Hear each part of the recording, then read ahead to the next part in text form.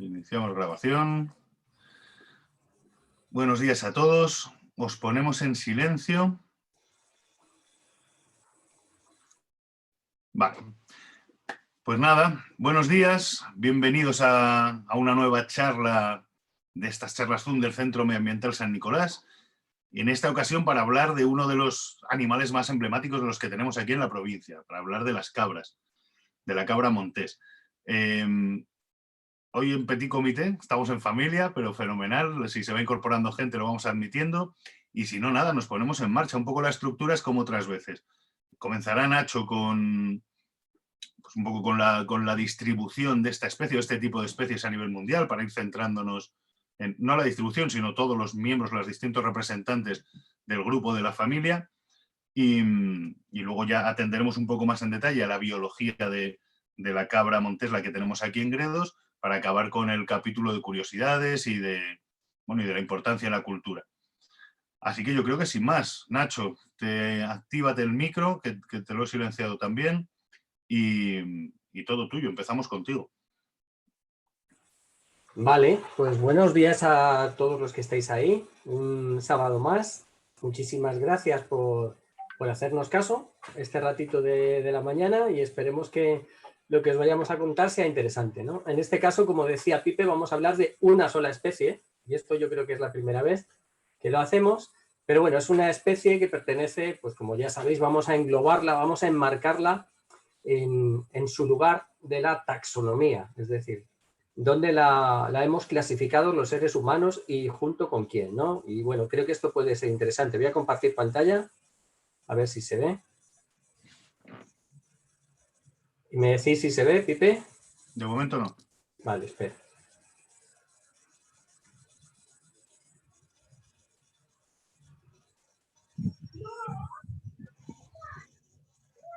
Vale, parece que arranca. Vale, tenemos tu escritorio ya, Nacho. Ok, vale. ¿Y veis esta imagen? Sí. Jaime, esa es muy grande, esa no vale. Ahora. ¿Ahora? Hay un póster de ungulados. Vale, pues perfecto. Pues empezamos a hablar con esta imagen para situarnos un poquito a dónde están situadas las cabras dentro del reino animal, ¿no?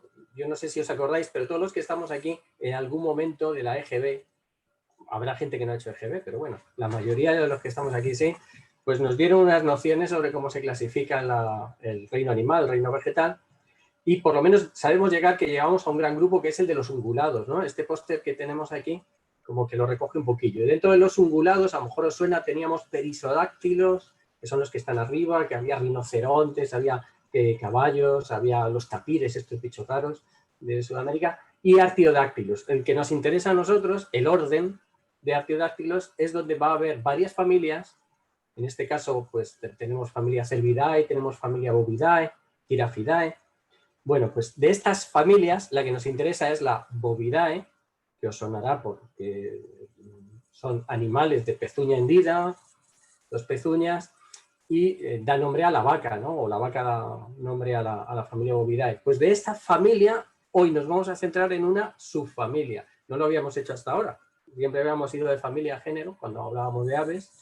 Pero aquí vamos a centrarnos en una subfamilia que es Caprinae. Nos suena porque ya es la que se parece a la cabra, ¿no? Y para haceros una idea, una imagen de la familia Caprinae, pues sería esta que tenéis aquí. Todos estos que salen, menos un antílope, el chirú, ese que se ha metido por ahí, que se le puede asociar a veces a esta subfamilia, pues todo lo que tenéis ahí son de la familia de las cabras. Y bueno, voy a comentaros un poquito de los 11 o 13 géneros en los que se divide la familia de las cabras, pues un poco los representantes, yo creo, más curiosos o más significativos. Solo hay unas 26 especies, 26 según algunos autores y hasta 30 según otros, ¿no? Pero bueno, vamos a entrar un poco al detalle. Esta que tenéis aquí, este es el género, no me acuerdo este género, este es Budorcas. Y este animal se llama taquín. Este género Budorcas solo tiene una especie y es esta especie que tenéis aquí, que es una especie de cabra. Bueno, si vemos este bicho, la verdad es que podríamos pensar que es un está hecho de trozos, ¿no? Tiene casi cuerpo de vaca, la cabeza es un poco de bisonte, los cuernos son como de, pues yo qué sé, me recuerdan un poco a los búfalos, pero bueno, es una cabra, o es lo más parecido a una cabra, y es una cabra que puede llegar a pesar 350 kilos. Como la mayoría de las especies de cabras del mundo están distribuidas en Asia, aunque tenemos representantes también en Norteamérica, pero no en Sudamérica y, por supuesto, en Europa. Bueno, pues este es el taquín. El siguiente grupo lo forman los seraus, que son unas 5 o 6 especies, depende de los autores, que se encuentran en Asia. Los hay en Sumatra, los hay en Japón, los hay en los Himalayas, los hay en China, y aunque veáis que parecen como pequeñitos, en realidad son bichos que pueden llegar a pesar 100 kilos, los seraus, ¿no? Y también se llaman, lo tengo por aquí apuntado, cambongután, por si algunos habéis estado de viaje en Sumatra y os han mencionado este bicho, pues este de aquí es el cambongután de Sumatra, o serau, ¿no? Que es otro de los géneros de cabra. Aquí tenéis otro serau y a pesar de su aspecto frágil, ya os digo, es más grande incluso que nuestra cabra montés, ¿no? El tercer género, en este caso es un género que a veces se clasifica en 3, es el Ammotragus, que también se clasifica en Arabitragus, Neomitragus, pero bueno, es un género, si lo tomamos como Ammotragus, de 3 especies, y estos se les llaman tars. Este, por ejemplo, en concreto que tenéis en la foto es el tar de Omán. Hay otro tar del Himalaya y otro tar común. Bueno, pues estos también son muy parecidos a nuestras cabras y pueden llegar a pesar más de 100 kilos, es decir, son animales de buen tamaño, ¿no? El siguiente grupo es el de los gorales, que antiguamente se clasificaban en una sola especie. Aquí actualmente se han dividido en 5, dependiendo de la zona geográfica en donde aparezcan, y estos ya son más pequeñitos, ¿no? Los gorales son animales que pueden alcanzar, son parecidos a los rebecos, ¿no? Si veis es como un rebeco, pero al que le han puesto un buen abrigo, un poquito más denso quizás a nuestro rebeco, y pues pesa igual, más o menos puede llegar a los 40 kilos. Todos estos, por su fisionomía, veis que son habitantes de montaña, ¿no? Este en concreto vive este es el goral de cola larga y me parece que vive al sur de los Himalayas, ¿no? El siguiente grupo pues está formado por esta cabra, y es curioso porque esta es la única especie de este grupo y habita solo en Norteamérica, ¿no? Esta es el Oreamus americanus, también conocido como carnero de las montañas rocosas, que, vamos, seguro que habéis visto en algún documental, incluso Félix Rodríguez de la Fuente, el último año que estuvo rodando por las tierras del Yukón y también en Alaska, pues filmó a estos animales, ¿no? La verdad es que hay unas grabaciones antiguas, por si tenéis curiosidad, ver el carnero de las montañas rocosas, de estas cabras bajando un desfiladero, pegando saltos de un lado a otro de la pared del desfiladero, que es algo increíble. Y es una película muy antigua, de las primeras películas que rodaban sobre fauna y en Estados Unidos, ¿no? Seguimos, y bueno, ¿quién va a decir que esto es una cabra, no? De hecho, el nombre científico es ovivos. Ovivos es como buey oveja o buey cabra, ¿no? Nosotros le llamamos buey almizclero, ¿no? Los americanos, los ingleses le llaman musk ox, que es lo mismo, buey almizclero. Y este es un bicho que habita, como veis por su pelaje, ¿no? Tan tupido, tan denso y tan largo, que parece como si hubieran puesto un felpudo arriba del animal. Habita en las zonas del Ártico. Es un animal de tundra y de todas las regiones árticas, ¿no? Es circumpolar, es decir, que lo encontramos en el continente europeo, el asiático y también en el americano. Y varía, como está muy distribuido, de norte a sur el tamaño de estos animales varía. Los más pequeños, que son los del sur, por ejemplo Groenlandia, pues pesan unos 350 kilos, pero los que hay más al norte ya pesan 650 kilos.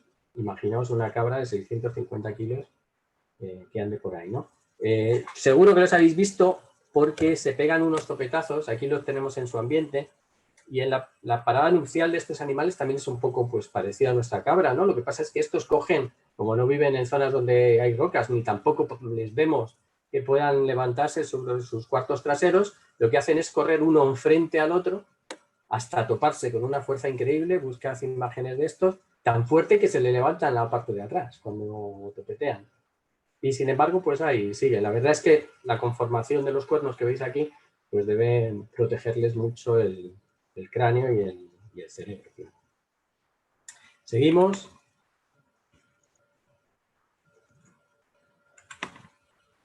No sé si me he pasado. El siguiente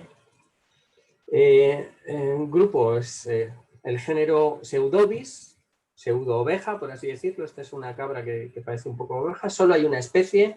Se le conoce como varal o cabra azul del Himalaya.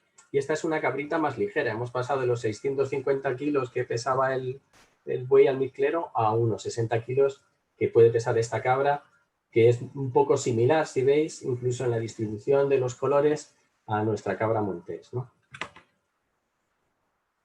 Y ya vamos a... He dejado para el final los grupos en que tenemos presencia en España, aunque sea una presencia, por así decirlo, accidental o artificial, ¿no? En este caso estamos este es el arruí, ¿de acuerdo?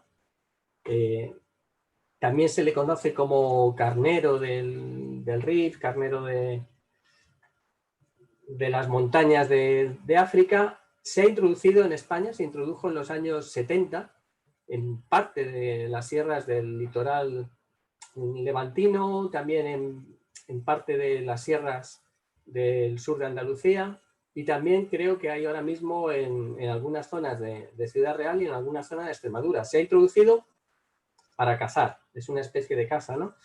Y bueno, es un bicho que puede llegar a superar los 100 kilos, es decir, que es un animal grande, el arruí, y me imagino que no habrá venido muy bien para la vegetación de las zonas, sobre todo las del Levante, que son zonas muy escasas, y este animal que pesa 100 kilos debe comer un montón, ¿no? Aquí tenéis una imagen, esto es una hembra, aquí tenéis un macho con los cuernos un poco más recogidos, y la verdad es que tiene un aspecto imponente, ¿no? Seguimos. El siguiente género es ovis. En este caso son los que conocemos como carneros o muflones. Son 5 especies, aunque ahí veis variedad en la lámina, porque hay varias subespecies, y nosotros en España tenemos una especie, que es ovis orientalis, que conocemos como muflón europeo, pero que en realidad fue introducido en España en 1954. Igual, los mismos motivos que el arruí, para cazarlo, ¿no?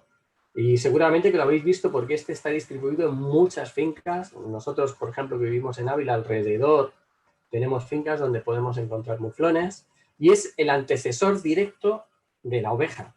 Vamos, que la oveja es un muflón un poquito evolucionado, pero al final es lo mismo. De hecho, comparten el mismo género y la misma especie, porque no se han diferenciado lo suficiente.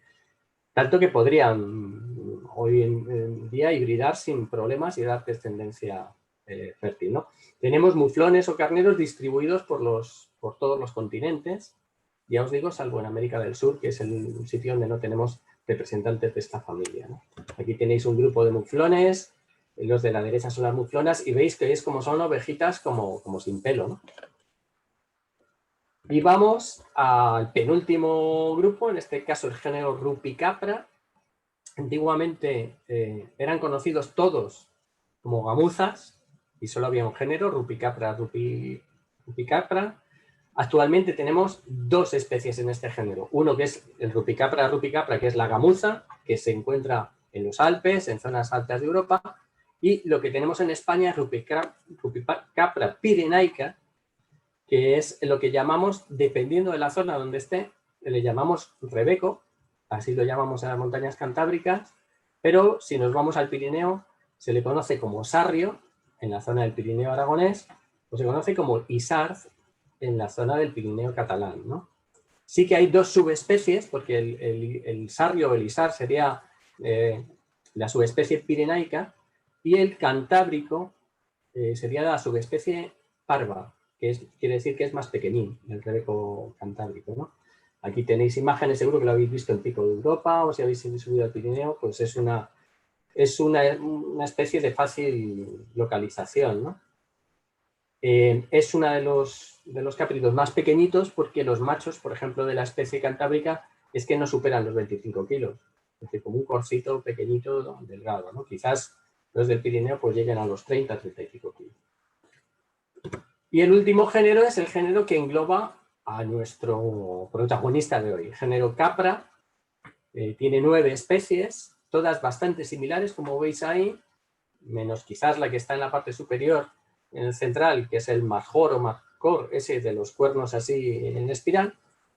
Pero entre estas se encuentra la Capra aegagrus, que es el antecesor directo de todas las razas domésticas que tenemos de cabra, ¿no? Es esta que tenéis aquí. Es una cabra que todavía vive en estado salvaje, la especie originaria, aunque ha dado origen, ella y quizás alguna otra especie, a todas las razas, que son muchas y muy diversas, de cabras que hay en el mundo. Veis que tiene un cierto parecido también a nuestra cabra montés, ¿no? Nosotros les llamamos cabras monteses, los ingleses los llaman ibex a todos, ibices o ibex me suena mal, no sé por qué. Y no hay 35 especies, hay más. Bueno, el caso es que esta es la cabra origen y dentro de esta familia, dentro de este género Capra, tenemos al marcor que os dije, que es la cabra con más estilo, ¿no? Es una cabra de diseño. Y la cabra montés. Y aprovecho esta foto tan bonita con la sierra del zapatero al fondo, de la paramera, para darle paso a Pipe. Así que dejo de compartir pantalla. Vale. ¿Me oís bien, Nacho? ¿Me oyes? Sí. Yo sí. Vale, pues comparto pantalla yo. Y empezamos ya a profundizar un poquito en, pues bueno, en nuestra cabra, en la cabra montés. Nacho, dime qué ves. Es una cabra en la nieve. Vale, pero en el PowerPoint, ¿verdad? Un macho cabrío muy viejo. Vale, ahora ya a pantalla completa. Perfecto. Vale. Bueno, antes de meternos en la identificación de la cabra, hemos llegado a la capra pirenaica que decía Nacho, que son las que tenemos aquí en España y es nuestra protagonista de hoy. Pero bueno, a nivel de subespecie, tenemos 4 subespecies, 2 que están vivas y otras 2 que están extintas, que eran las que poblaban la península hasta hace unos años. Por una parte estaba la capra pirenaica lusitánica, que vivía en el norte de Portugal, en la zona sur de Galicia y demás, que está a principios del 19, creo que fue. No sé principios o finales. Bueno, en el 19 creo que se extinguió, creo que a finales del 19. Pero bueno. ¿La lusitánica? Sí. 1862. Vale, finales, mediados finales. Bueno, fue la primera que se extinguió. Luego teníamos otra más emblemática que se extinguió a finales del siglo XX, creo que en el 80 y pico, en el 90 y pico, el bucardo. ¿Vale? La pirenaica tenía una población muy reducida en torno a Pirineos. Desde hacía ya mucho tiempo se veía que era inviable por el número que quedaban, pero bueno, pues fue curioso, desgraciadamente curioso, el último ejemplar que estaba súper controlado. La verdad es que no se actuó tampoco mucho sobre ellos, pero el último bucardo que quedaba murió apachurrado por un pino en medio de los Pirineos. Le cayó un pino encima y ahí murió ese individuo y murió la especie o la subespecie. Y luego de las que quedan vivas tenemos la capra pirenaica victoriae, que es la nuestra, ocupa todo el sistema central, Gredos, Batueca, Guadarrama, La Pedriza, incluso Riaño. De estas nuestras se han soltado, muchos de estos son repoblaciones que proceden de Gredos y que se han ido introduciendo en otros sitios, ¿vale? Y la capra pirenaica hispánica, que sería otra subespecie, que es la que tenemos en toda la zona, toda la franja sur y va subiendo también por Levante dentro de la península. Las diferencias morfológicas la verdad es que son casi inapreciables. La sureña, la pirenaica hispánica, es un poco más clarita, un poco más ligera, un poco más pequeña, pero bueno, realmente hoy vamos a centrarnos en la nuestra, en la Victoriae, pero a nivel de comportamiento, de actitud y demás, pues son prácticamente similares. Entonces, bueno, empezamos con la identificación. Ahí tenemos, mirad, en las fotos que otras veces sí que buscamos, he intentado, estuvimos el otro día, Nacho y yo, con Juanfran, con uno de los guías de Gredos de las Cabras, dando una vueltecilla por ahí. Y he intentado utilizar, pues salvo las de las peleas, las máximas fotos de ese día, para que veáis cómo en un solo día, la verdad es que muy bien acompañados, y en un día bueno, pues podemos apreciar todos los matices de la especie. Porque si es verdad que hace 20, 25 años eran unos individuos difíciles de observar, hoy en día, dedicándole un ratillo, y a veces sin dedicárselo, porque a veces te lo puedes encontrar sin querer, pues vamos a poder disfrutar de ellas. Entonces, bueno, en ese sentido, a nivel de identificación, las cabras tienen un dimorfismo sexual súper marcado. Aquí vemos un macho, un gran macho, se distingue lógicamente por su cornamenta, las hembras la tienen muchísimo más pequeña. El pelaje, que aquí lo tenemos negro, negro, negro, muchas veces no lo es tanto, lo veremos en otras fotos. Aquí vemos a otro. Los machos tienen un pelaje, tanto macho y hembra, es de color más o menos pardo, pero en los machos va oscureciéndose. Las marcas oscuras son más patentes. Y a medida que va envejeciendo, esas marcas se hacen todavía, o sea, el pelaje negro ocupa más superficie dentro de su cuerpo. En los machos observamos, no sé si veis el punto del ratón, que sí que tienen una pequeña barbita, ¿vale? Y podríamos apreciar también la crin como aspecto distintivo, y como decíamos, los cuernos muy largos, nudosos. Yo creo que en la foto anterior se veía mejor, este es un ejemplar muchísimo más grande, cómo se van curvando hasta adquirir una forma de S, ¿vale? Los cuernos además nos dan pistas sobre su edad. Estas marquitas que tienen, esas franjas de crecimiento, que se llaman medrones, nos indican la edad que tiene, ¿vale? Va creciendo cada año. Tenemos un medrón nuevo. Sí que es verdad que hay veces que resulta complicado porque los primeros pues son un poco más, pueden tender a estar un poquito más juntos. Y aquí tenemos un macho y una hembra, ¿vale? Como os decía, igual no es la mejor foto, pero sí que nos sirve para distinguirlo. La hembra tiene los cuernos cilíndricos desde la base prácticamente, mucho más cortitos, y se dice que en forma de lira, ¿vale? Son así uniformes hacia atrás. El pelaje pardito uniforme, ¿vale? Y de un tamaño un poquito menor. Un gran macho de nuestras cabras puede llegar a los 85-90 kilos, pero ese ya sería un recordman, ¿vale? Ya normalmente no tienen, perdón, no llegan a tanto. Las hembras, lógicamente, un poquito menos. En cuanto a la altura de la cruz, son animales pequeñitos, son pues, casi como las cabras domésticas, un poco más fornidos, más anchotes, pero pueden llegar 65 las hembras, 65-70, y los machos hasta los 80-85. ¿Vale? O sea, que no son unos grandes, no son grandes bichos, por decirlo hablando llanamente.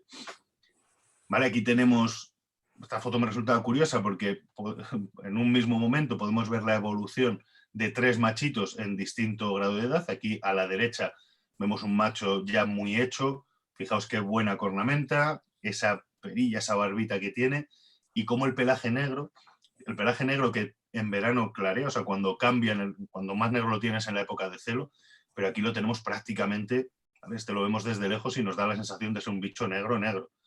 Este que tenemos en medio, menor edad, ¿vale? Lo vemos en los cuernos, que ya empiezan a curvarse, ya tienen, pues eso, cierta longitud, pero todavía le queda por crecer, y las patas, esta parte delantera del pecho y toda la parte de la cruz y de la crin. No sé si me oís, se me ha colado. Sí. ¿Vale? Sí. ¿Vale? Tiene ya esas partes negras, y este ya sería un macho jovencito, el cuerno más pequeño, todavía no le ha empezado esa segunda curvatura que tiene, y esas partes negras pues ya mucho más reducidas a las patas. ¿Vale? Aquí tendríamos una hembrita jovencita, como veíamos antes, más pardita. No, sinceramente no sé si es una hembra o un chivito. Es una hembra. Sí, ¿verdad? A ver que vuelvo. Vale, sí. Tiene la cabecita más estrecha, los eso es. más altos. Vale, pues le veía el cuerno un poco revirado, pero yo creo que es por la foto. Eso es. ¿Vale? Una hembrita más pequeña, más discreta. Cuando las contemplamos juntos realmente es súper fácil distinguirlo. ¿Vale? Aquí de nuevo un macho muy, muy oscuro, muy mayor. No tiene la cornamenta tan grande como el que veíamos en la carretera, pero ya se le ve con, bueno, pues con estas hechuras de macho adulto y potente. Un hembra más. Y este sí que es un chivo. Sí, ese es un chivito. ¿Vale? Se le ve más jovencito, pues eso, tiene hasta cara de bebé.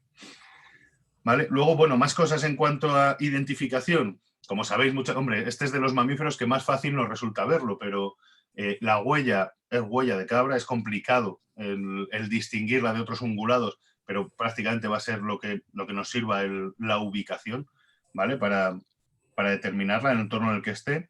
Y los excrementos, que bueno, en los machos son cilíndricos, como de 2x1 más o menos, y las hembras son más redonditos, más esféricos, ¿vale? Es la típica deposición también de cabra, o sea, nos va a resultar familiar.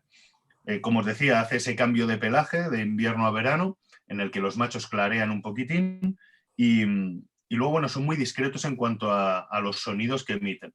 Sí que es verdad que cuando se ven sobresaltados o en los momentos posteriores a las peleas o después de las cópulas, pues emiten como una especie de silbido, que es más un reclamo que otra cosa.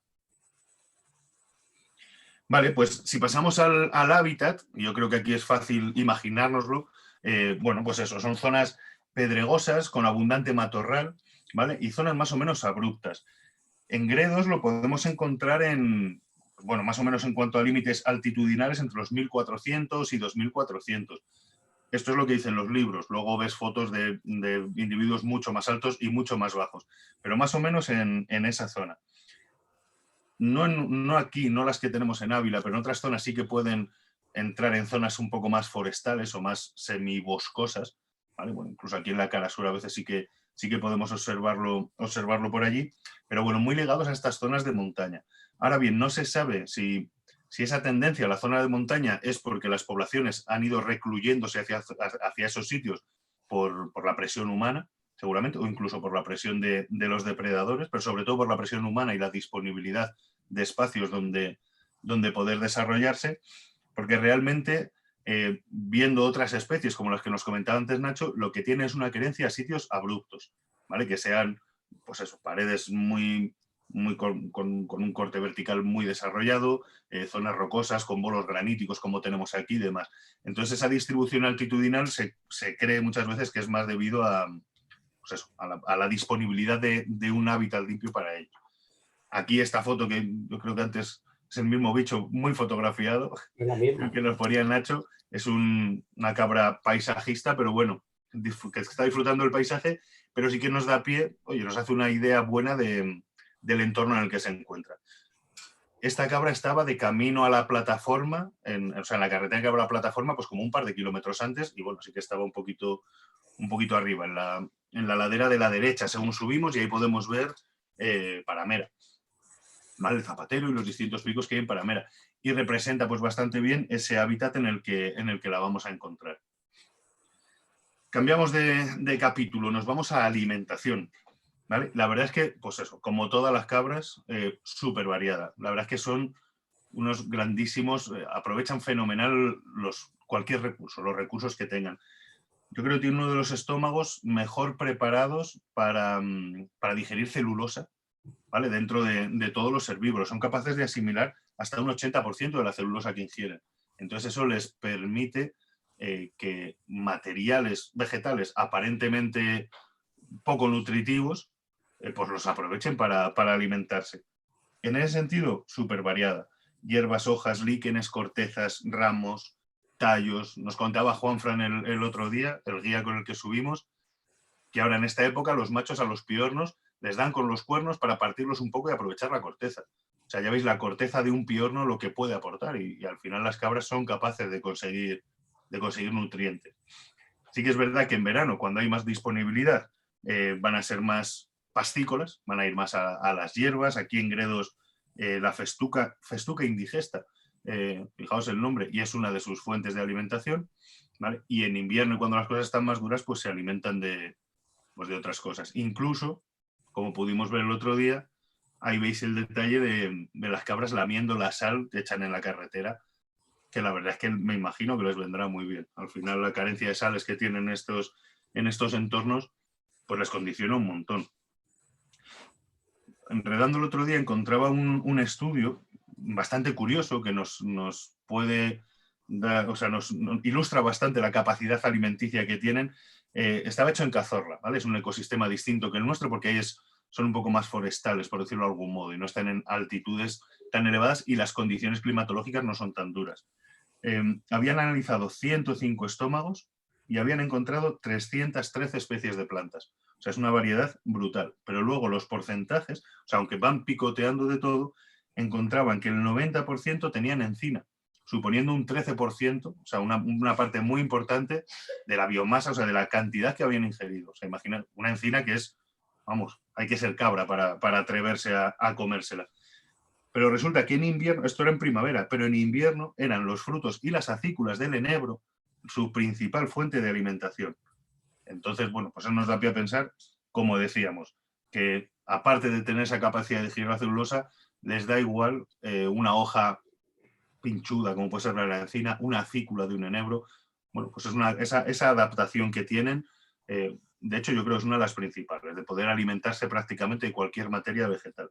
De hecho, el alimento es uno de los reguladores más importantes de la población. Cuando hay escasez de alimento, la fertilidad, la productividad de las hembras baja un montón. Pasamos a otro capítulo que sería el de comportamiento, el de actividad. Ahí tenemos un rebaño majete, tampoco muy numeroso. También foto del otro día. La verdad es que era fácil sacarlo porque estaban ahí en la carretera poniéndose moradas a sal. Y en el que, bueno, pues había varios machos. Ayer la verdad es que, o sea, el otro día ya el celo ya estaba, ahora hablaremos de él, pero ya estaba bastante pasado, ya estaban más pendientes de la cópula. Pero bueno, en cuanto a la actividad, las cabras tienen una actividad continua, prácticamente por el día y por la noche. Fuera de la época de celo, el 80% del tiempo, entre el 60 y el 80%, lo dedican a comer. Necesitan ingerir mucho, aunque por mucho que tengan esa capacidad de digerir la celulosa, están prácticamente todo el día comiendo. Son datos que he sacado de un estudio del Ministerio. Un 10, un 20% a desplazarse, un 10, un 20% a vigilar, a controlar el entorno, y un 10% de interacciones, a interactuar entre ellos. ¿Qué quiere decir esto? El 80%, o sea, que pueden llevar un 80% del tiempo dedicado a comer, que es lógicamente su principal actividad. Entonces sí que es verdad que depende del día y la noche, depende de la estación del año en el que estemos. Sobre todo depende de la época de celo, de la época de cuando están con el cortejo, pero sobre todo en condiciones normales es lo que hacen, ¿vale? Luego son animales gregarios, en grupos poco estructurados y con una configuración variable. Todo esto a lo largo del año, ¿vale? Fuera del momento de celo. Entonces podemos encontrarnos grupos de machos dispersos más o menos numerosos, grupos de hembras con crías normalmente, y cuando llega la época del celo es cuando nos encontramos los grupos mixtos, ¿vale? Ya se mezclan los machos con las hembras. En febrero o marzo, una vez que ya ha pasado el celo, ya se vuelven a disgregar y hasta que llega de nuevo otro periodo como este. ¿Vale? Ahí vemos un grupete, pues un par de machos yo creo que se ven, un tercero por aquí, ¿vale? Si os fijáis, aquí tendríamos un macho en el centro, aquí otro bastante majete y oscuro, y justo aquí en el borde hay otro. Y ya por aquí, pues bueno, hembras, este puede ser un machito joven, ¿vale? Hembras y cachorritos. Cuando llegamos al celo, o sea, cuando tiene un comportamiento que se sale de lo normal, es cuando llegamos a la época de celo. Como decíamos, los machos, las hembras tienen un comportamiento igual en cuanto a sus necesidades, a satisfacer sus necesidades, pero los machos ya rompen con todo y se dedican en exclusiva al cortejo. El 60% del tiempo lo dedican a lo que a lo que estamos viendo ahí, no. No están todo el rato peleándose, pero en algunos momentos puede que sí. La foto típica de una pelea de cabra montés. Se levantan sobre los cuartos traseros, encogen las patas y topetazo, cabeza con cabeza, repitiéndolo las veces que haga falta. Están continuamente tratando de ejercer control sobre el harén, sobre el grupo de hembras. Normalmente es a partir de los 4 años, de los 4 o 5 años, cuando ya empiezan a estar activos, pero lógicamente ahí son muy jóvenes, muy inexpertos y muy poco hechos todavía. Se cree, se entiende, vamos, por lo que está estudiado, es entre los 8 y los 10 años cuando los machos están en plenitud y cuando monopolizan el harén.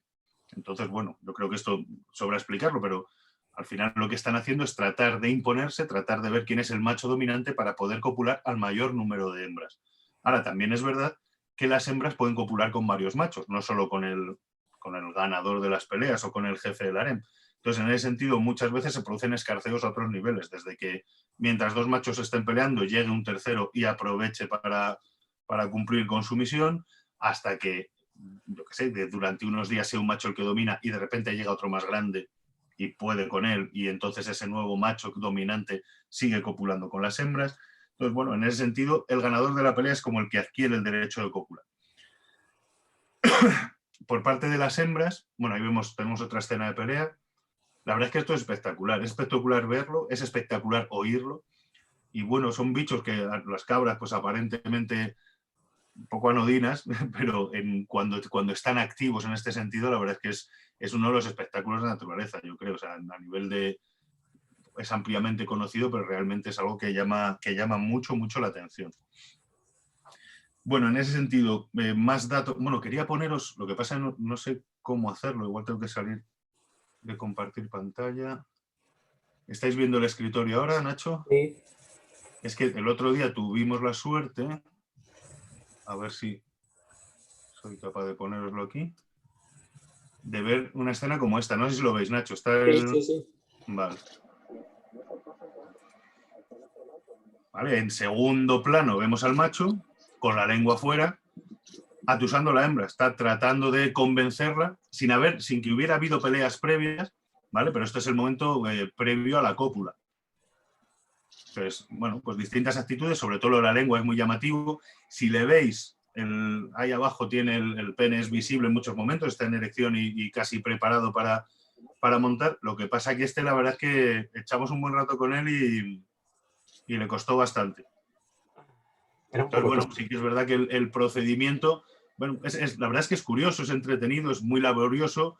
Y claro, el macho, más allá de imponerse a otros machos, luego tiene que ser capaz de cortejar a la hembra, que lo normal es que no haya problema. Aunque aquí en el vídeo no lo tenemos, un ratito después sí que acabó por montarla, ¿vale? Y aquí sí que vemos varios intentos, ¿vale? Y bueno, pues era curioso, o sea, realmente era ese frotar las cabezas continuamente con la lengua afuera y de vez en cuando le daba con la patita.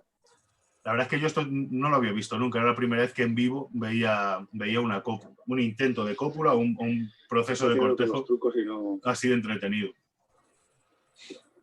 ¿Vale? Y ahí fue una pena porque la verdad es que el sitio ahí estaba espectacular. O sea, si llegamos a pillar la cópula ahí, esa foto era de, vamos, para estar orgulloso de ella.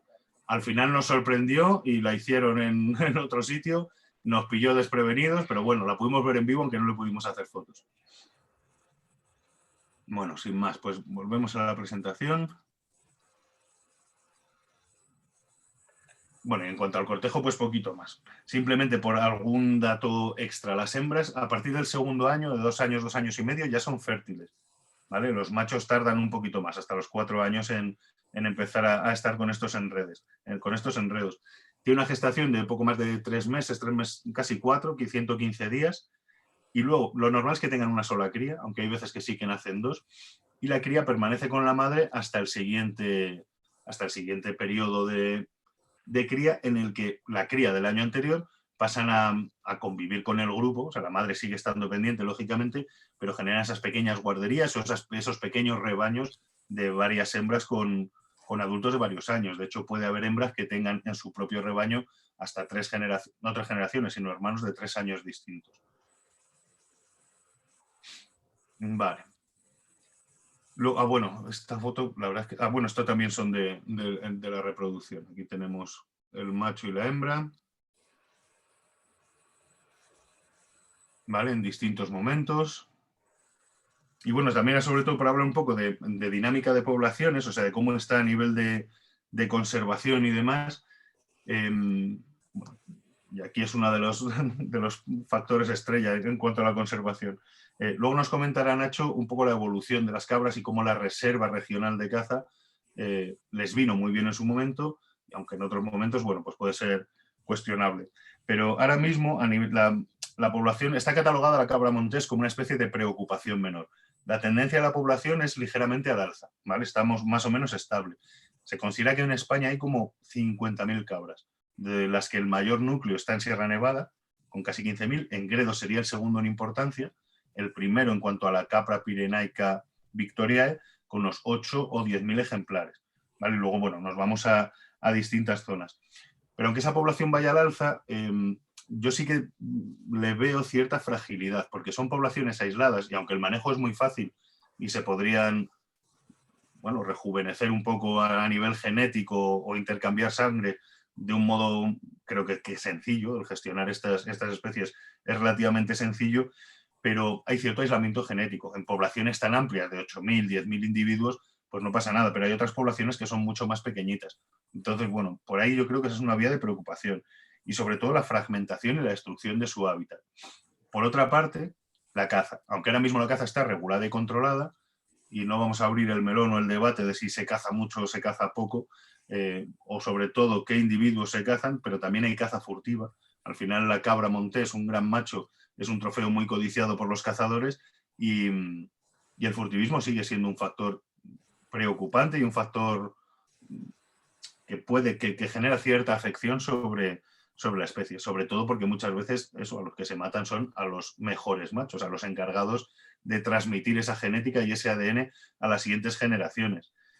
También es verdad que a nivel natural es curioso porque leyendo bibliografía hablan de que no hay contacto entre lobos y cabras, y la realidad es que sí, en plena Sierra de Gredos el lobo es uno de los grandes depredadores de las cabras y que lógicamente ejerce de una herramienta de selección natural. El lobo le da igual el trofeo, que él tenga buena o mala cornamenta. El lobo ataca, dispersa y al individuo que coge, que flojee o al que pueda atacar, pues es sobre el que va a intervenir. Y sobre todo, y esto sí que, aunque últimamente parece que estamos más tranquilos, pero históricamente es lo que ha provocado unas fluctuaciones de población absolutamente impresionantes, son determinadas enfermedades. Sobre todo la sarna, yo creo que fue en los 80, generó un declive catastrófico, de la que bueno, se pudo recuperar, pero también la brucelosis, bronconeumonías. La verdad es que es un animal que está muy expuesto a muchas enfermedades, doblemente expuesto de modo natural y también por el contacto con poblaciones de ganado doméstico que puedan tener en su entorno. Y poco más. Yo creo que ya voy a dar paso a Nacho y luego ya en la parte final de debate, pues si queréis entramos a valorar pues estas cosas de la gestión de la cabra. Dejo de compartir pantalla y ya le paso los papeles a Nacho. Muy bien. Pues bueno, continuando con eso que comentabas del coto la reserva regional de caza que tenemos en Gredos, esto es un proyecto de principios del siglo XX, ¿no? A finales del siglo XIX, antes hemos comentado que la cabra, la subespecie, la lusitánica, había desaparecido, 1862, pero la situación de la cabra montés en Gredos era igual. Se contaban unos 35-40 ejemplares. Os estoy hablando a finales del siglo XIX, principios del siglo XX, cuando el rey Alfonso XIII decide establecer ahí un cazadero. Las gentes de Candelera y de los términos limítrofes ceden el terreno a la corona y hace un cazadero real. Es decir, lo que hace es voy a proteger las cabras, pero para cazarlas yo, ¿no? Entonces, esto ocurre en 1904, es cuando se formaliza la reserva, se hacen los refugios para que pueda subir el rey y se deja de cazar durante 7 años. Eso quiere decir que en 1911 se empieza a cazar y ya se había recuperado bastante el número de cabras, porque si no, no hubieran podido entrar, me imagino, ¿no? Claro que al final los únicos que cazan es el rey y sus invitados, con lo cual no es una presión excesivamente grande. Hoy, como os dice Pipe, hemos pasado de ese número de cabras que cuando se empezaron a cazar quizás hubiera unos pocos centenares a varios miles, ¿no? Es una historia similar a lo que ha ocurrido, por así decirlo, en la Sierra de Guadarrama. Sabéis que se introdujeron en los años 80 exactamente 62 cabras, entre 45 hembras y 17 machos, y actualmente de esas 62 cabras tenemos más de 4.000 en la Sierra de Guadarrama, que es un auténtico problema, ¿no? Están acabando con parte de la vegetación autóctona protegida, como son los tejos, que para ellas no son tóxicas, o los acebos, y tienen un problema porque no existe un control de esa población, que además no está permitida su caza, y como sabéis, en la zona donde se soltó la cabra, pues tampoco tiene depredadores así naturales, como podía ser el lobo. Sí que es cierto que las águilas reales en la zona de la Sierra de Guadarrama parece ser que han incluido a los recentales, a los pequeños cabritillos, en su dieta, ¿no? Y es una manera de controlar, pero bueno, más bien está descontrolada. No sé qué va a pasar con el núcleo de cabras monteses que se han llevado desde la Sierra de Guadarrama al Pirineo francés para intentar que vuelva a haber cabras allí, ¿no? Como para intentar sacar de la extinción al bucardo, que eso es imposible. El bucardo que os comentaba, la cabra montés de Pirineos, Pipe, se extinguió La última a la que le cayó el pino aquí fue el año 2000. O sea que empezamos o finalizamos el ciclo ya con una extinción aquí. Bueno, pues esto es lo que hay, ¿no? Yo voy a compartir pantalla para comentaros aspectos sociales, culturales de la cabra. Vamos a dar un repasillo un poco genérico. Vale. Y bueno, vamos a empezar con...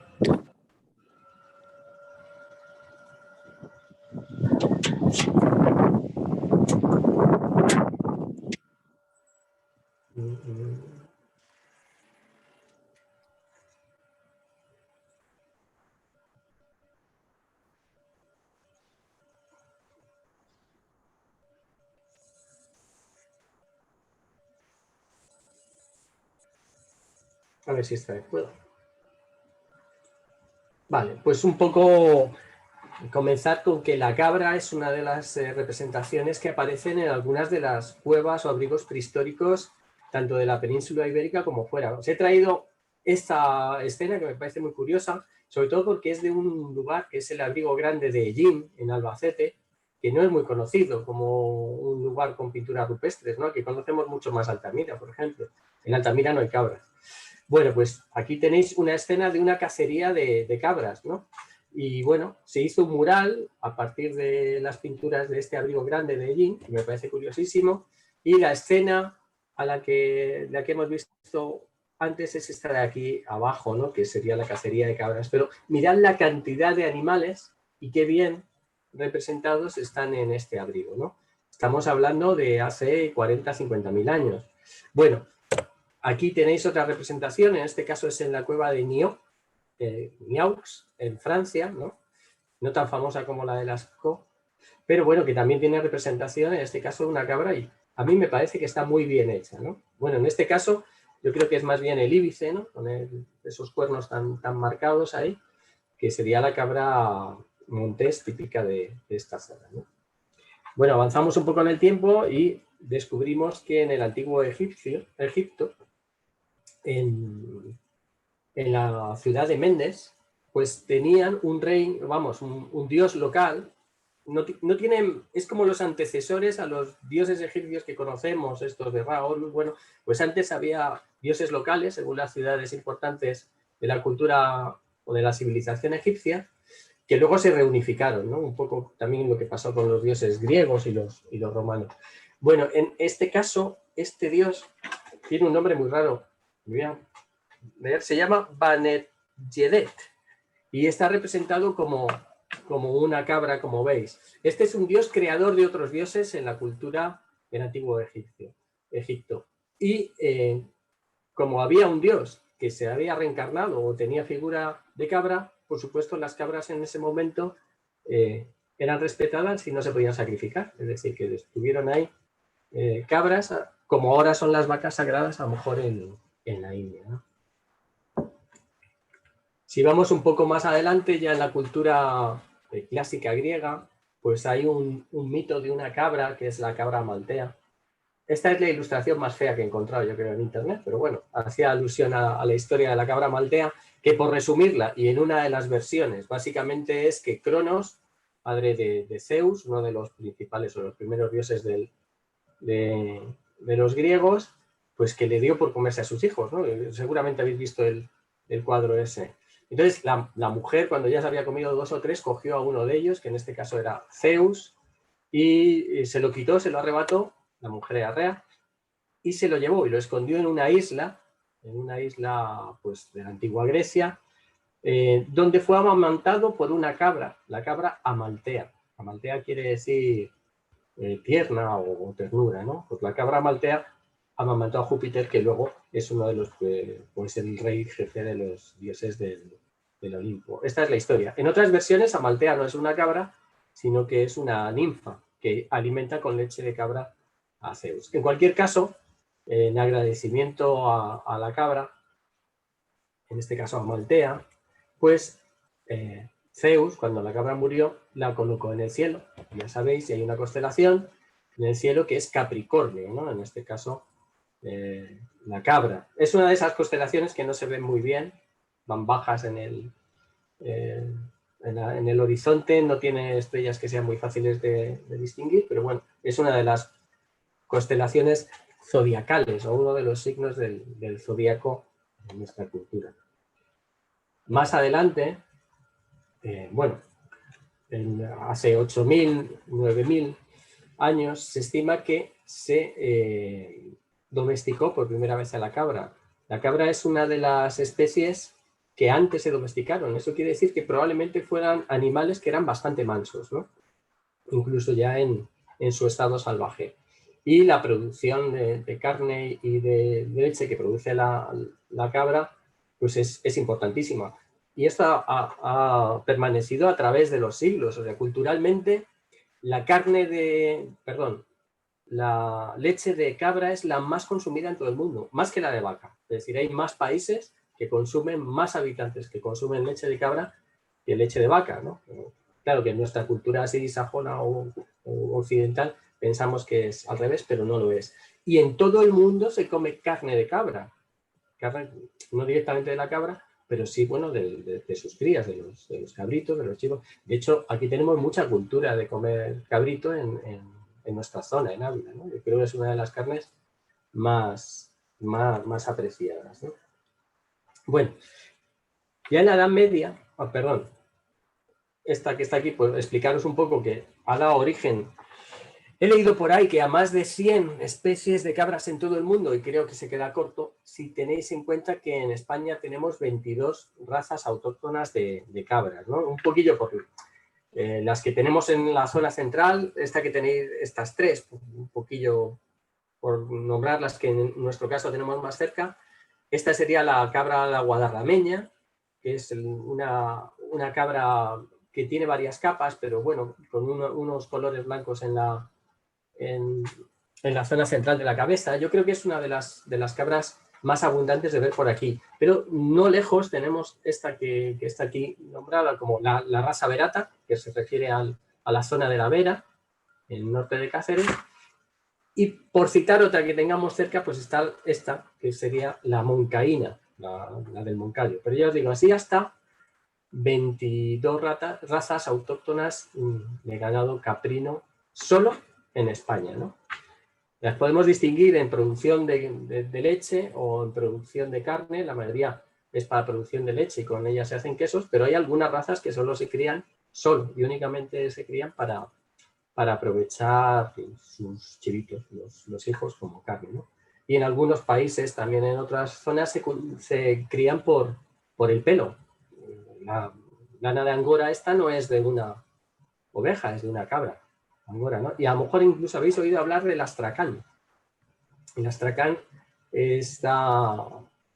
se hace, es un pelo muy suave que es extraído de los chivitos no natos, extraídos mediante cirugía de la cabra caracul, de la zona de Asia, ¿no? del Himalaya. Y este pelo de estos chivitos que no han nacido, sino que se les ha extraído del útero, pues es muy cotizado porque es un pelaje muy sedoso, muy suave. Bueno, vamos a continuar. Bueno, esto es una cosa curiosa. La cabra recibe antiguamente el nombre de bezoar. No sé si habéis oído hablar alguna vez de esto. Y bezoar es también conocido como la piedra bezoar. Vamos a ver.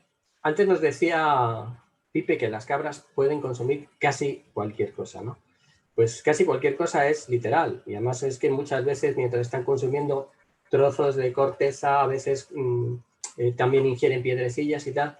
Bueno, el caso es que en el estómago de las cabras, no solo de las cabras, sino de algunos otros rumiantes, se forman unas especies de masas de sustancia indigerible, que son estas que tenéis ahí. Esos son extraídos de estómagos o de intestinos de cabras o animales similares, que tienen ese aspecto, la auténtica piedra, y es una sustancia dura, durísima. Esto se conoce como la piedra bezoar.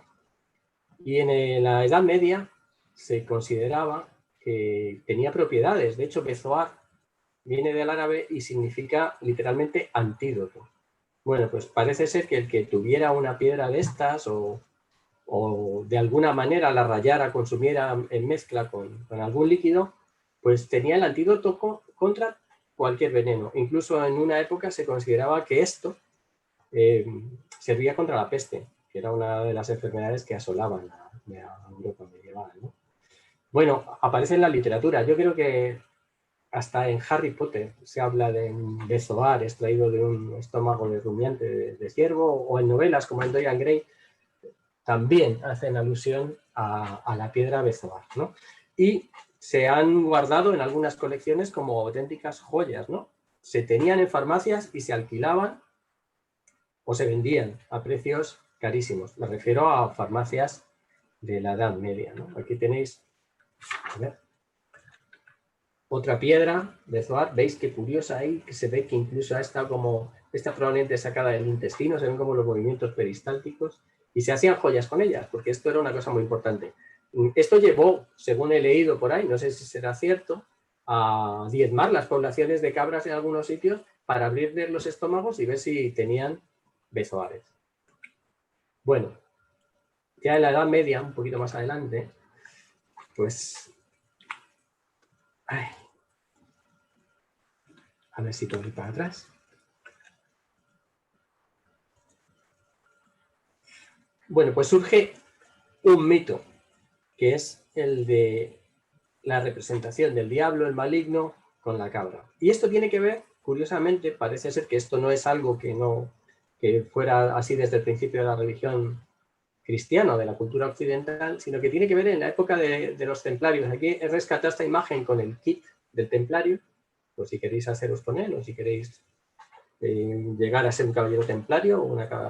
Bueno, pues los templarios, que durante una época tuvieron mucho poder dentro de la Iglesia católica, cayeron en desgracia porque, bueno, pues precisamente por eso, debían ser muy influyentes, ¿no? Y en un momento dado se les juzgó por la Inquisición por tener relaciones con el diablo, ¿no? Y es ahí de donde aparece, porque parece ser, ¿os acordáis del dios egipcio, cabeza de cabra? Pues una de las acusaciones que se hicieron a los templarios es que adoraban a este dios egipcio, cabeza de cabra, que es la representación del diablo, ¿no? Entonces, a partir de ahí, se utilizó en la cultura occidental la representación del macho cabrío, como el diablo, ¿no? Aparece en cuadros.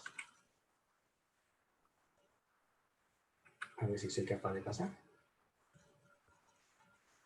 Como este famoso Aquelarre de Goya, donde veis ahí, este cuadro es de 1797, o sea que es un Goya jovencito el que pinta este cuadro.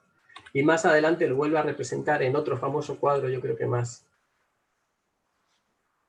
conocido, que es este gran aquelarre, esta es de 1823. Este cuadro es conocido como el Gran Cabrón o el Macho Cabrío, ¿no? Y es una de esas pinturas de la época oscura de Goya, ¿no? Bueno, de hecho la palabra aquelarre, que es esas fiestuquis de brujas, ¿no? En las que está relacionado el diablo, aquer es el nombre vasco para designar al macho montés, y aquel arre viene de esto, de fiestas de brujas donde tiene que estar el diablo y siempre tiene que ser en forma de macho cabrío. Como veis, esto es una representación ya del siglo XIX, que es muy moderna, por así decirlo. No me pasa. Aquí tenéis, y no es de extrañar, pues ver a un gran macho cabrío sobre sus dos patas o ver la cara de la escipia, ¿no? que pone cuando está al lado de una hembra, pues todo esto, ¿no?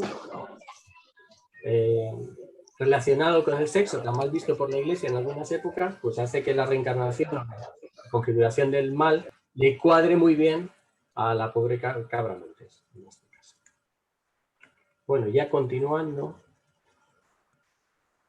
pues actualmente lo que tenemos es un icono, o la iconografía de la cabra montés, muy distribuida en muchas partes, ¿no? Mira, solo en Ávila he encontrado varias estatuas de cabra montés. Esta seguramente la conocéis porque está en Hoyos del Espino, al inicio de la carretera a la plataforma. Esta es, si subís por la cara sur de Gredos hacia la Mira, está en el Hornillo, en el Hornillo de la pueblo, subiendo desde Arenas de San Pedro. Esta siguiente, la conocéis seguramente, los que sois de aquí, está en Candeleda. Fijaos, ya tenemos 3 sin salir de la provincia de Ávila. Esta siguiente está en Villarejo de Ávila y me parece una escultura muy bien hecha, muy realista, mejor que las anteriores. Y esta ya no es Ávila, pero está cerquita. Esto está en Losar de la Vera, en La Vera, en Cáceres. Pero tenemos muchas más y no me para mucho tiempo. Esta, por ejemplo, está en la Sierra del Maestrazgo y está puesto en una carretera que quieren hacer como la Ruta 66 en Estados Unidos. Pues esta la llaman la Silent Route, la ruta del silencio, la Sierra del Maestrazgo. Pero tenemos más. Esta está en un pueblo que se llama El Burgo, en Málaga. Y esta también, la Sierra de las Nieves. Pero hay más. Está también el Mirador de Alcaucín, en esa zona. En Granada. Tenemos aquí en Sierra Nevada. Más de Granada. Y más. Esta está en la Sierra de Tortosa y Beceite. ¿Veis la cantidad de monumentos de cabra? Bueno, lo que me llama la atención es cómo la habrán construido ahí, o cómo la han puesto. No parece fácil, pero es un monumento que impresiona. Pero no solo tenemos en España representaciones, ¿no? Esta es en la estación de Saint-Maurice, en los Alpes. Y bueno, ahí sí que se ve. Los medrones esos tan abultados son típicos del Íbice, más que de nuestra cabra montés, ¿no?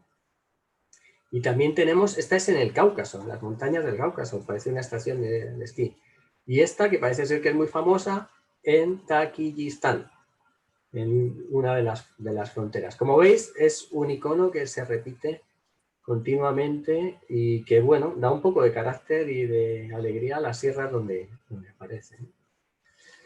En la literatura, pues bueno, comentaros que estas primeras ilustraciones de un libro que es muy famoso entre los estudiantes de zoología, que es el libro de Ángel Cabrera de 1914 sobre la fauna ibérica, en concreto sobre los mamíferos, que incluyó ilustraciones suyas, a mí me parecen muy bonitas. Esta es una ilustración del famoso zoólogo Ángel Cabrera, que dio nombre o ha dado nombre a varias especies de mamíferos en España.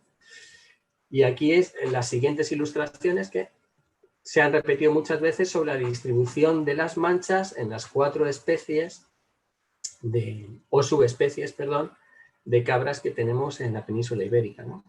Esa y esta de aquí. Esto ya lo hizo Cabrera en su momento y fue el primero en distinguir las 4 subespecies y en representarlas gráficamente.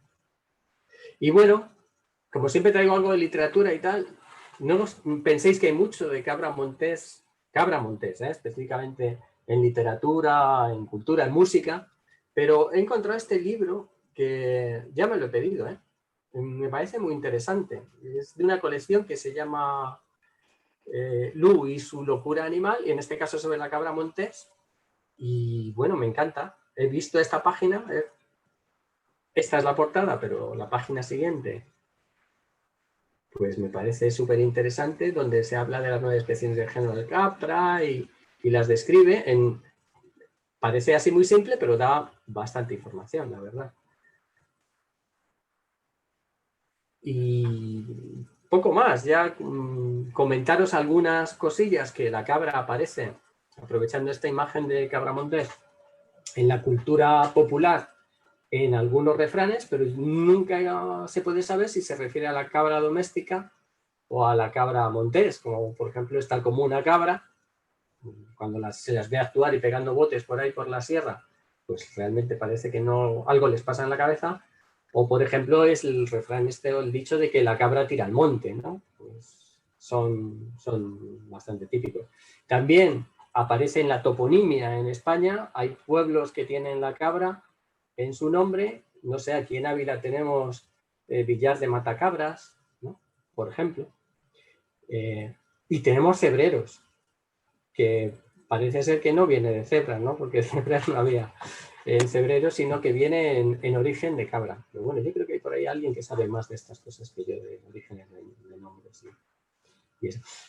Arenas de Cabrales, no sé, hay muchos nombres que tienen origen y que tienen relación con la cabra. Curiosamente, el pueblo que se llama Cabra, en Córdoba, parece ser que no tiene origen en la cabra, sino que tiene origen en otra palabra que los romanos, cuando llegaron ahí, la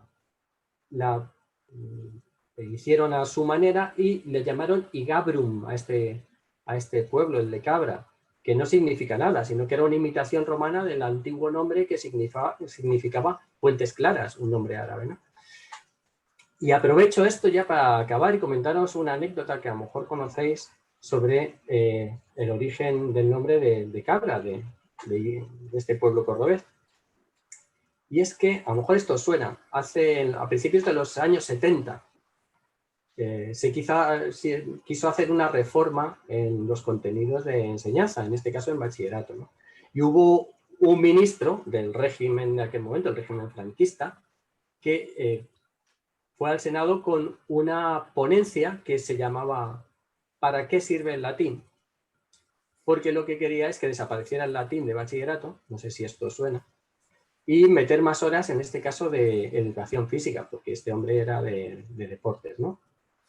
Y cuando acabó su discurso, el rector de la Universidad Complutense le dijo, hombre, pues le voy a dar una de las razones para explicar para qué sirve el latín.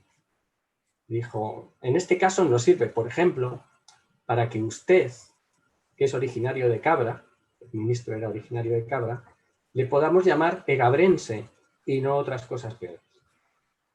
Y así quedó la historia. Yo creo que esta fue muy, muy sonada, por lo menos en mi casa me la contaban. Y hasta aquí hemos llegado. ¿Hay muchas más cosas que contar de la cabra? Pues probablemente sí. Si tenéis preguntas, pues es vuestro turno. Vale, ahora recordad, si queréis preguntar algo, activaros el audio y con total libertad, aquí nos tenéis. Preguntar algo o compartir lo que queráis, ¿eh? O sea, ya sabéis que ningún problema. ¿Puedo preguntaros? Sí. Claro.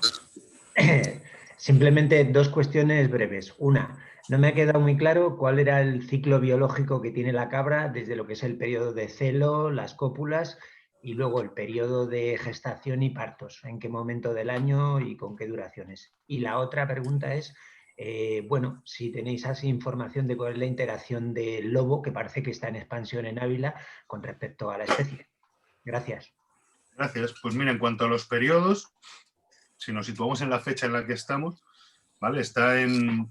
Ahora mismo, y es bastante fiel, porque yo creo que es el fotoperiodo el que lo regula, es mediados de octubre, noviembre, más bien noviembre, el periodo álgido del celo, de las peleas de los machos. También en este momento, incluso con un poquito de tiempo después, es cuando se producen las cópulas.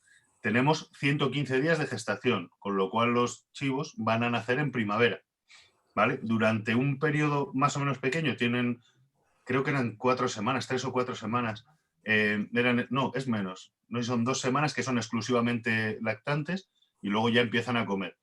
Y están acompañando a las hembras hasta el noviembre siguiente, que es el nuevo periodo de celo, que ahí ya, o sea, están acompañándolas con una dependencia mucho más estrecha y cuando llega el nuevo periodo de celo y las cópulas, bueno, siguen formando parte del grupito, pero ya están, pues eso, agrupadas en esos grupos de hembras y jóvenes. Entonces, bueno, pues lo más significativo que es el momento de celo por lo de las peleas, noviembre es el mes en el que se produce. Y luego en cuanto a los lobos, sin datos fieles en el sentido que no, o sea, sin tener datos, sino más por comentarios de unos y otros, de guardas de la reserva, de guías que están por allí, sí que es verdad que los lobos están cumpliendo su función, que es ejercer de regulador, de controlador natural de las poblaciones. Sí que hay ataques a las cabras y un poco como decía antes, con el criterio del mejor aprovechamiento. Cuando una manada de lobos, un grupo de lobos va a atacar a un grupo de cabras o un rebaño de cabras, lógicamente va a por el que le resulte más fácil cazar. Puede ser desde un chivito joven y que sea más inexperto o un macho, incluso un gran macho incluso un macho cotizado por un cazador porque tiene una cuerna enorme, porque tiene ya sus años, y lógicamente pues al que pueda le atacan. Esto sí que es verdad que ya ha habido algunas publicaciones, algunos comentarios del daño que están causando los lobos y las pérdidas que está provocando en la reserva la presencia de los lobos en cuanto al tema de la caza, la gestión de la caza. Por otra parte, y esto es de esta semana, hablando con Juanfran, con el guía que os comentábamos antes, dice que este año, en el que apenas se ha cazado, la facilidad y el éxito que han tenido a la hora de hacer sus salidas profesionales, a la hora de observar machos y sobre todo a la hora de observar enfrentamientos, era de un 80%. Él decía que 8 de cada 10 días, en época de peleas, estaba viendo peleas de machos, cuando lo habitual en años anteriores era la mitad. Y él lo asociaba directamente a una mayor presencia de machos este año en la sierra. Muy bien, gracias.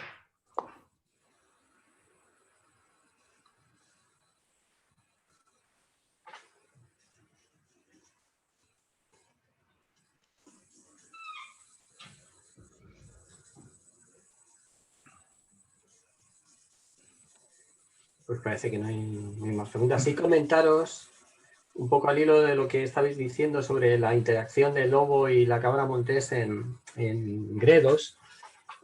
A mí me llama la atención que no haya más estudios, porque fijaos, yo creo que no hay otro sitio donde se pueda ver mejor la interacción entre la cabra montés y el lobo, que en la provincia de Ávila, ¿no? en la Sierra de Gredos.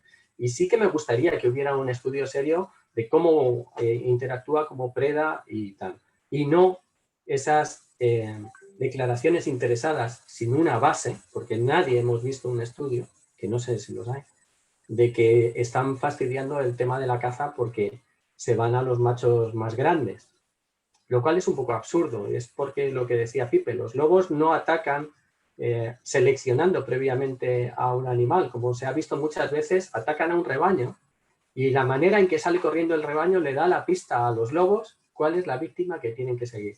Es decir, cuando empiezan a correr el cojo, el que peor corre, el que se va en dirección equivocada, ese es la víctima del lobo.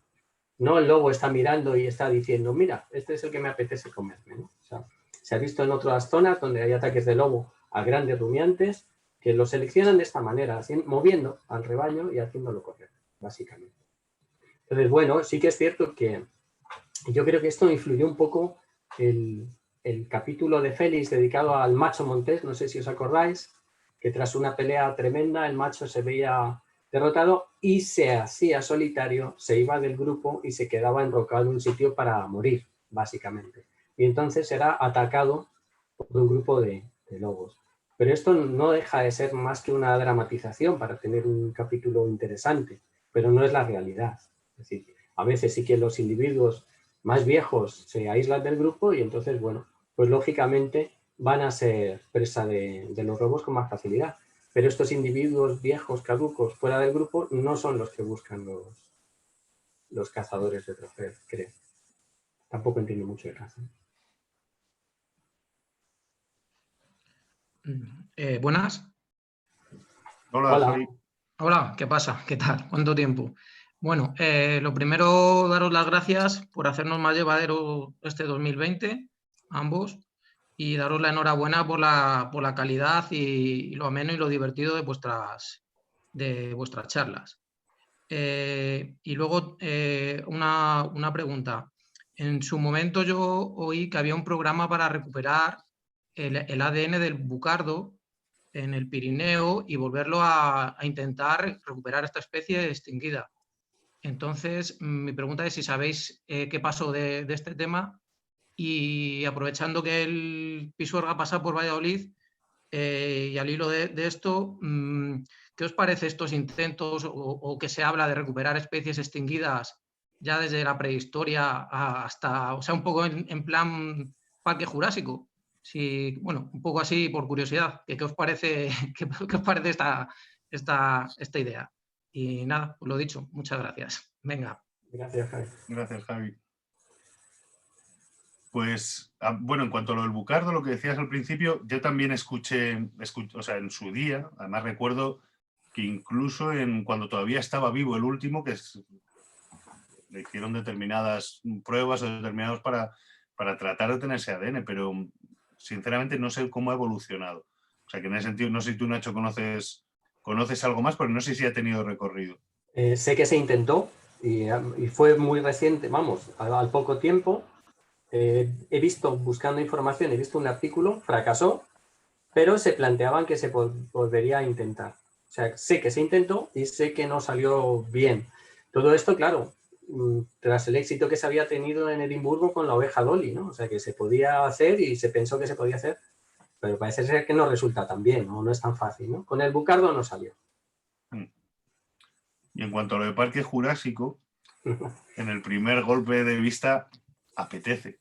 Dice, joder, sería maravilloso el poder tener, pero se nos va las manos. O sea, desde mi punto de vista, es un poco jugar a ser dioses. O sea, estamos interviniendo, desgraciadamente, sobre la naturaleza y sobre la evolución negativamente. Creo que cualquier intervención sobre aspectos pasados sería negativa también. O sea, no sé las consecuencias que podría tener y sobre todo el sentido que podría tener el ser capaces de recuperar una especie. O sea, le veo un dilema grande y con muchos flecos. O sea, si es una especie que hemos extinguido nosotros y que tenemos, o que se ha extinguido recientemente, directa o indirectamente por nuestra intervención, y se puede hacer algo por recuperarla, entiendo que sería distinto que plantearse el traer sobre la faz de la Tierra un pterodáctilo. Entonces, bueno, no sé, o sea, es complicado pronunciarse, pero ante la duda yo optaría por la prudencia. Hay un movimiento ahora que se llama un poco, no sé si lo habéis leído, si busquéis información, que es el de la desextinción, ¿no? Es un nuevo movimiento y que aboga un poco por eso. Pero bueno, no se habla de traer pterodáctilos, con lo cual tu hijo, Pipe, estaría encantado. Yo creo, Lucas estaría flipando.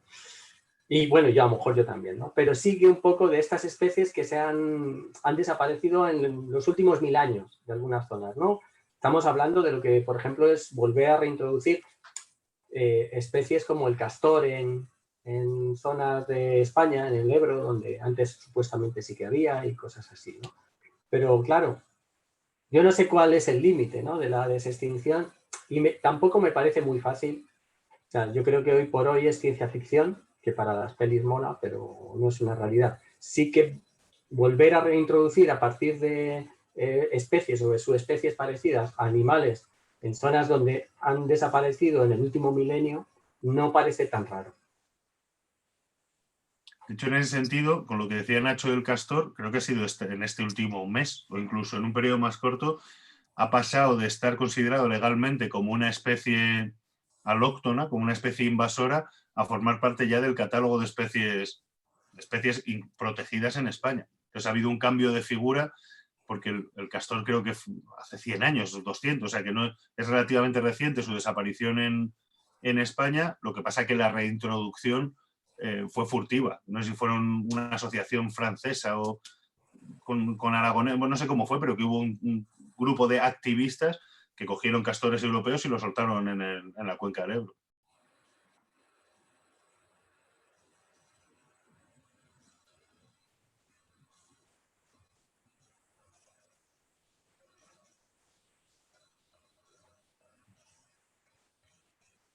Hola, buenas tardes. Ahora, Hola. te veíamos ahí peleando.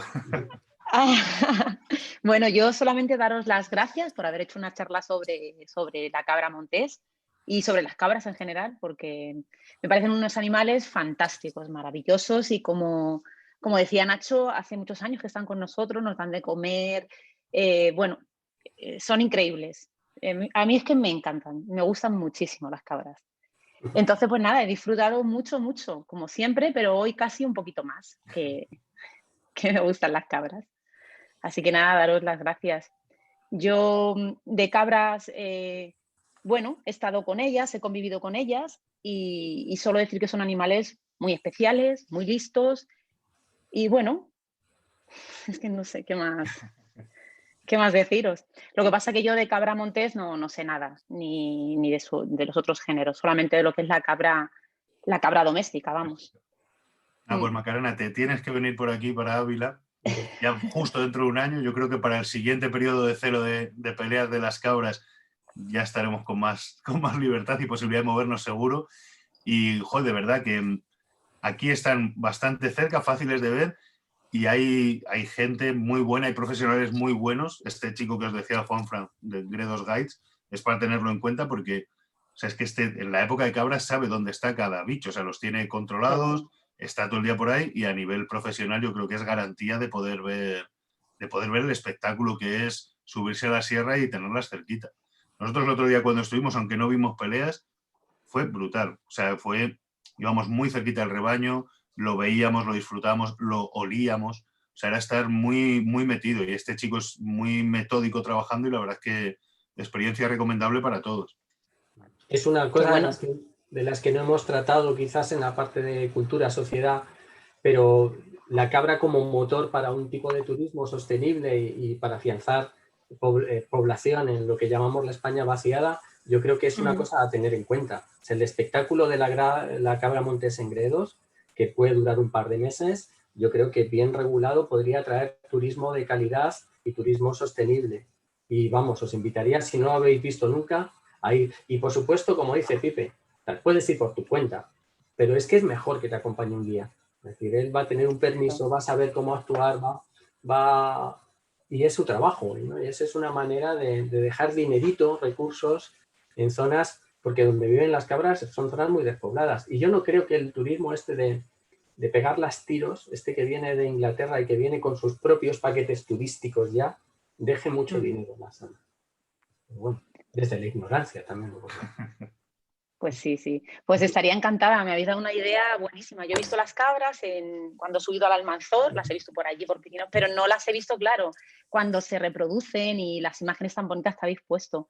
Porque las cabras domésticas, claro, se hacen lotes, se les mete el macho todo programado para que los cabritos nazcan en fechas en las que tú quieres que nazcan, Navidad, Semana Santa.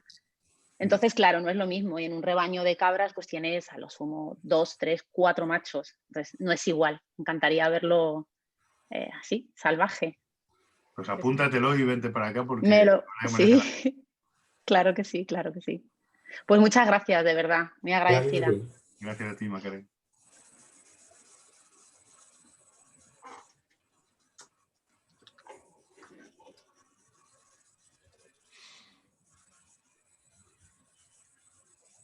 Bueno, chicos, pues si se anima alguien más. Y si no, pues nada, agradeceros el que hayáis tenido a bien el compartir con nosotros esta mañanita de sábado y ya os iremos contando. De momento vamos casi programando por trimestres, así que para el próximo trimestre, si salen nuevas actividades, como os tenemos ahí en la lista de distribución y os va llegando la información, creo, pues ahí os tenemos informados, si no en Facebook y demás. Así que nada, seguiremos dando guerra por aquí. Muchísimas gracias a todos y a cuidarse. Saludos. Muchas gracias. Hasta luego, muchas gracias. Chao. Buen día. Hasta luego, igualmente. Chao. Adiós. Adiós. Fenomenal, pues finalizamos grabación por aquí.